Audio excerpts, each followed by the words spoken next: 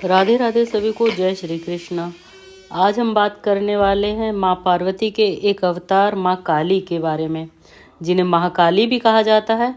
आपको मैं बता दूं कि महाकाली का भी व्रत किया जाता है, ये शनिवार को किया जाता है। तो इस व्रत की क्या महिमा है, क्या इसका विधान है, कैसे इसे किया जाता है, कैसे इसका उद्यापन होता है, आज हम इस बारे में बात करेंगे। मातेश्वरी काली का अवतरण कैसे हुआ था, पहले ये जान लेते हैं।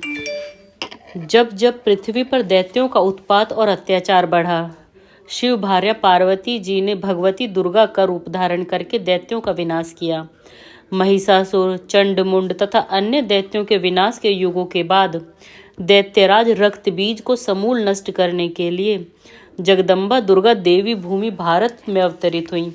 रक्तबीज को वरदान प्राप्त था कि पृथ्वी पर उसके रक्त की एक बूंद पड़ते ही उस स्थान पर उसके समान एक योद्धा उत्पन्न हो जाएगा। उत्पन्न होते ही वह योद्धा पूर्ण युवा, अस्त्र शस्त्रों से युक्त और रक्त बीज जैसा ही बलवान होगा।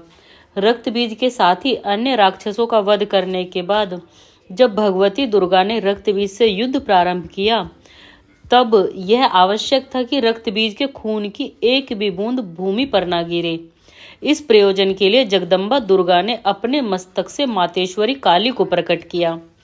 महाकाल शिवजी की भार्या मातेश्वरी पार्वती का रूप जगदम्बा दुर्गा है और उनका ही एक रूप है काली। यही कारण है कि काली का एक नाम महाकाली भी है। सभी प्रकार की सिद्धियां प्रदायक होने के कारण आपको सिद्ध काली कहा जाता है, जो शीघ्र प्रसन्न होकर दक्षिणा अर्थात मन की इच्छा पूरी करने वाली होने के कारण दक्षिण काली। 1000 नाम है भगवती काली के। इनके व्रत की महिमा और विधान किस प्रकार है, ये हम जानते हैं। भगवान भैरव और सूर्यपुत्र शनिदेव के समान ही मातेश्वरी काली का व्रत भी शनिवार को किया जाता है। भगवती दुर्गा जी के मस्तक से प्रकट होने के कारण मातेश्वरी काली और दुर्गा तिनाशिनी दुर्गा एक ही शक्ति के 2 स्वरूप हैं। महाकाली, महालक्ष्मी और महासरस्वती तीनों एक ही आदि शक्ति के 3 रूप हैं। यही कारण है कि मातेश्वरी काली का 9 शनिवारों तक व्रत करने पर सभी देवी देवता प्रसन्न रहते हैं। सबसे बड़ी बात तो यह है कि मात्र 9 शनिवारों तक व्रत करने तथा 9वें शनिवार को उद्यापन करने मात्र से मातेश्वरी काली सभी मनोकामनाओं की पूर्ति कर देती हैं। यहाँ विशेष ध्यान रखने की बात यह है कि अन्य देवी देवताओं के व्रत तो 5, 7, 11 या 21 दिनों तक किए जाते हैं, परंतु मातेश्वरी काली तो इतनी उदार और दयालु हैं कि मात्र 9 शनिवारों को व्रत करने पर ही सभी संकट हर लेती हैं, बाधाएं दूर कर देती हैं और घर को धन धान्य से पूर्ण कर देती हैं। मातेश्वरी काली का व्रत किसी भी शनिवार से प्रारंभ किया जा सकता है। 9वें शनिवार को उद्यापन किया जाता है। सबसे बड़ी सुविधा तो यह है कि यदि महिला किसी शनिवार को रजस्वला हो तो उस शनिवार को व्रत ना करे, अगले शनिवार को व्रत करे। इस व्यवधान से कोई अंतर नहीं पड़ता। आपके पहले के शनिवारों को किए गए व्रत खंडित नहीं होते। इस प्रकार 10-11 सप्ताह में भी यह 9 शनिवारों का व्रत पूर्ण हो जाता है। 9 शनिवारों के व्रत पूर्ण हो जाने पर आप उद्यापन अवश्य करें। उद्यापन आपकी श्रद्धा और सामर्थ्य के अनुसार अत्यंत साधारण से लेकर भव्य तक कैसा भी हो सकता है। मातेश्वरी काली आपकी भावना तथा श्रद्धा देखती है। वस्तुओं के कम व अधिक होने से आपके भाव व माली हालत पर कोई अंतर नहीं पड़ता। भगवती काली अपने महाकाली रूप में सभी कष्टों का हरण करने, ऊपरी बाधाओं को हटाने और शोक संताप मिटाने में सबसे अधिक समर्थ देवी हैं। अपने महालक्ष्मी स्वरूप में आप धन, वैभव और सर्व सुख प्रदान करने में समर्थ हैं। महासरस्वती स्वरूप में आप ज्ञान और विद्या की अधिधात्री हैं। यही कारण है कि सर्व सिद्धि प्रदान कर सकता है। मातेश्वरी काली का 9 शनिवारों तक किया जाने वाला यह व्रत सबसे अच्छा तो यह रहेगा कि आप प्रत्येक वर्ष दोनों नवरात्रों में शनिवार को यह व्रत प्रारंभ करके 9वें शनिवार को उद्यापन कर दें। वर्ष में इस प्रकार 2 बार यह व्रत करने पर आपका परिवार स्वस्थ रहेगा, व्यापार में वृद्धि रहेगी अथवा नौकरी में तरक्की इतनी अधिक होगी कि आप स्वयं दंग रह जाएंगे। आपके तथा आपके पति के मन की निर्मलता तथा बुद्धि का विकास तो निरंतर होता ही रहेगा। बालक भी विद्वान तथा पढ़ाई में सबसे आगे बने रहेंगे। सुख में यह व्रत करते रहने पर दुख तो कभी आ ही नहीं सकता।